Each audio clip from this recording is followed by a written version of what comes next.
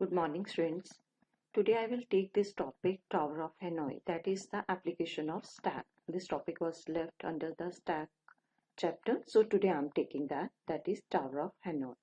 Okay, so first I will discuss with you what is this problem, Tower of Hanoi, and then how to solve that. Okay, so what is that Tower of Hanoi? This is just a game or a puzzle that we have to solve. It consists of three rods and a number of discs of different sizes which can be slid onto any rod. Okay, just see, this is the problem. Suppose you have been given, otherwise I will take this one. You have been given three rods. These are called rods, or you can call them pegs. Okay, and you have been given a disc of different sizes. Okay, but they are making a canonical shape. That means the biggest disc is at the bottom, then smaller, smaller than that, smaller, and at the top you are having the smallest one. Now what is the problem? You have to shift all these discs from this peg A to peg C with the help of this peg B. Okay, so you can call them, I will call this peg like this is the beginning, this is the end one, and this is the auxiliary. Auxiliary means with the help of which peg you have to shift all these pegs from A to C. Okay, so this is the problem, but there are some rules. What are those rules? You can shift only one disk at a time from one peg to the another peg. You can't do like this, that you pick these two and shift to the peg B. No, only one disk at a time you can shift from one rod from one peg to the another peg. Another rule that is important is that you can't keep the bigger disk over the smaller one. Okay, like here you are having the bigger disk. On the top of that you can place a smaller disk, but you can't do like this, that you are having the smaller disk over here. I'll draw it and I will show this. Suppose you can't do this thing, that you are having a smaller disk over here, then on the top of that you are keeping the bigger big. No, this is not allowed over here. Okay, so these two rules you have to keep in mind. What are those rules? First is that all the disks will be shifted one disk at a time, and another thing is that you can't keep a bigger disk over the smaller one. So these are two rules. These are the rules. What are those? Only one disk must be moved at a time. Then each move consists of taking the upper disk from one of the rods and sliding onto the another rod. That means you can't do that. You leave this one, the topmost one, and then you shift the other one, second last, on the another rod. No, this is not allowed. First, you have to shift the topmost onto some rod. Then only you can shift this one, then this one, then this one. Okay. So firstly this would be shifted somewhere, then only this would be shifted somewhere. So that is the rule. Third one is that no disk may be placed on the top of a smaller disk. That means the bigger one can't be placed on the top of the smaller disk. Okay, so first I will tell you that how to do this thing manually, and then I will tell you by the algorithm. Suppose now I am taking the example in which you have been given the three rods or the three pads ABC, and you are having now three discs. Okay, so I'm taking an example of three discs. This is the white one, biggest one, then is the black one, and then this is the red one. Now you have to shift all these discs from A to C with the help of what? B. Okay, now first step is that you move the smallest one to C. So I'm moving the smallest one over here. Next is this black one. I will move to this one, B. Okay, black one I'm moving to this one. Okay, then in the next step, this red one that was on the C, that I'm moving over here. So red one will be moved over here. Now this is the largest disk and C is now empty. So I can move now this to the C. Okay, so that is moved to C. Now I have to move these two also over here, but I can't do like this, that pick these two and put on the top of this. Okay, no, that is not allowed, because only one disk at a time. If I will keep red on the top of this and then black, that is not allowed, because then red is smallest and the black one is bigger. Okay, suppose here if I'm doing like this, that first red I'm shifting. okay, red one, and then this black one, it would be like this. Okay, so this is not allowed. Okay, this is not allowed. So what we have to do, we have to firstly move red to A. Okay, that is move to A. Now black one I can move to this one. Okay, black one is moved to this one, and then this red one can be moved to this one. Okay, so in last, actually what we have done, you are having three discs on this rod or peg A. I have shifted all these three to C with the help of this B rod. Okay, you need this B rod, without this you can't do. So first step is that you are moving a disc from A to C, then is moving from A to B, then is C to B, then is A to C, then B to A, then B to C, and then A to C. So all these movements are required. How many moves? That is the complexity actually. If you are having 3 discs, it would be 2 raised to power 3 minus 1. That means if you are having n discs, 2 raised to power n minus 1. That is here 7. So 7 moves we have done. Okay. So this one is A to B first. A to C is first 1, 2, 3, 4, 5, 6 and 7 movements. Okay. After 7 movements, you are having you have shifted all the 3 discs to the C. Okay. So this way you have to do. You suppose you have been given now any 4 disc or 5 disc or 6 disc, you will move like this. Now suppose you have been given this disc. How many discs are there? 1, 2, 3, 4, 5, 6. You have to move them from A to C. Okay. So actually what is the logic behind this? What we have to do, first we will move n minus 1. Okay, these are total n. Suppose these are 6n. So what we have to do, these topmost 5 you have to move to actually B. Okay, not in the one movement, the way we have done in the previous one. That way you have to do. Like in the previous one, what we have done.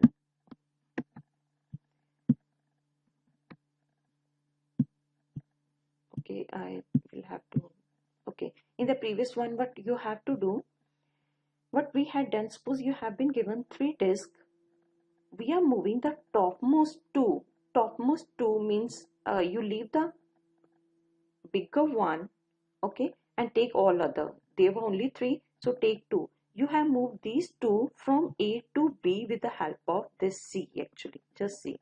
After 1, 2, 3 and 3 movements, you are having this situation. What is that?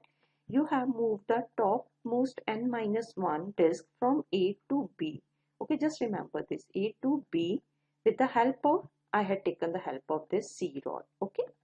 After moving this n minus 1 disc from A to B, you are having the biggest one over here that you can move to this one.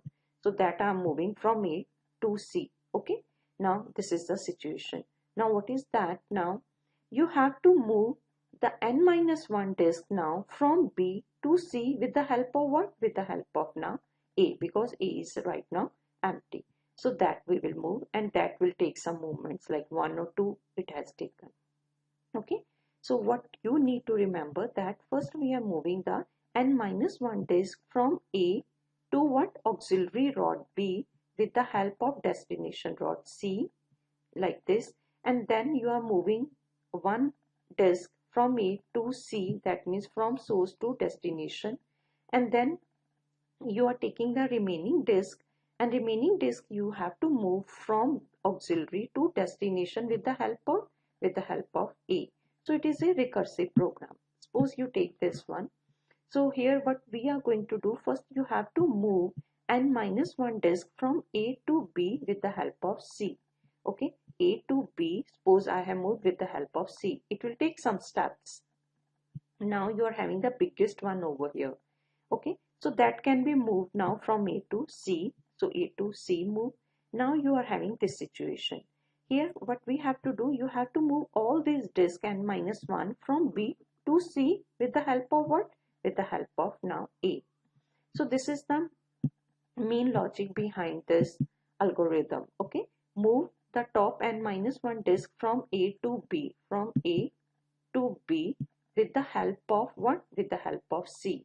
Okay, so we will get this one after some movements. Next, you are having the biggest one over here. The biggest peg will be moved from A to C. So move from A to C. You are having this situation now.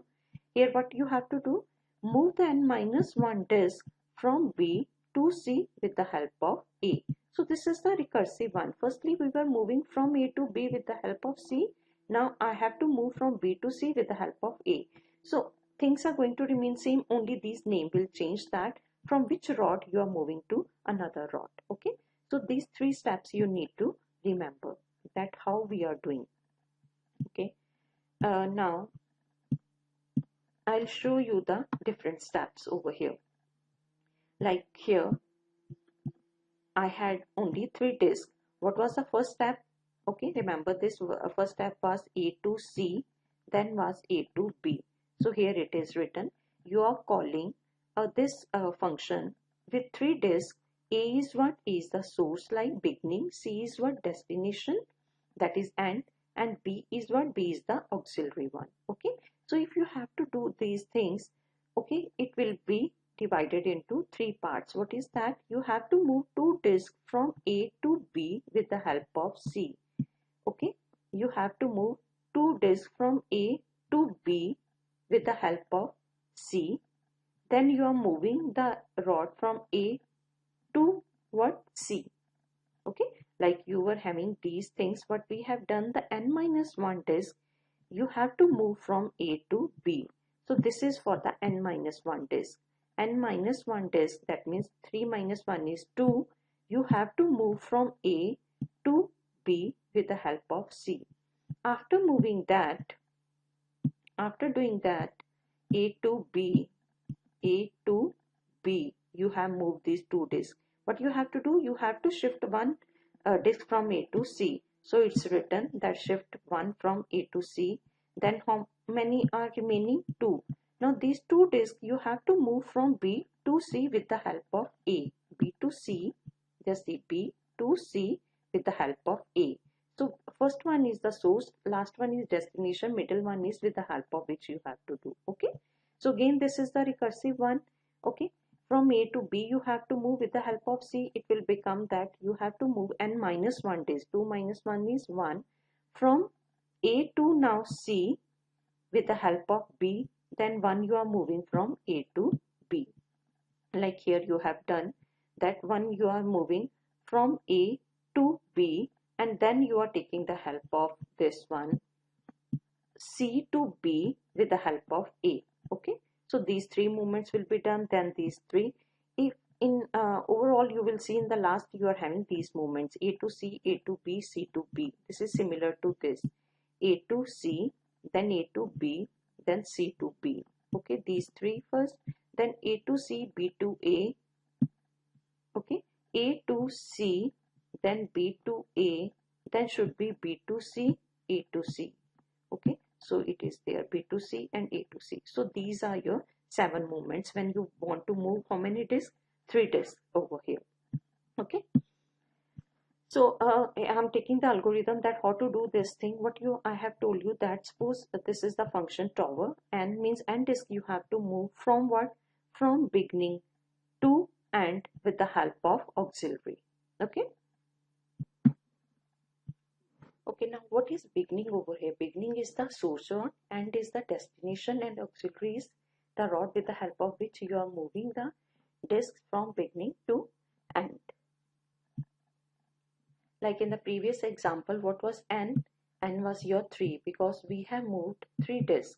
What was beginning? Beginning was your A, and what was end? End was C because I had to move the 3 disks from A to C with the help of what? With the help of B. So what I have told you, what was the logic? First you need to move the n minus 1 disk from beginning to auxiliary with the help of end. That means what we have done, I had moved 2 disks from beginning means A to B with the help of what? With the help of C. And then the last, the biggest rod I had moved from what?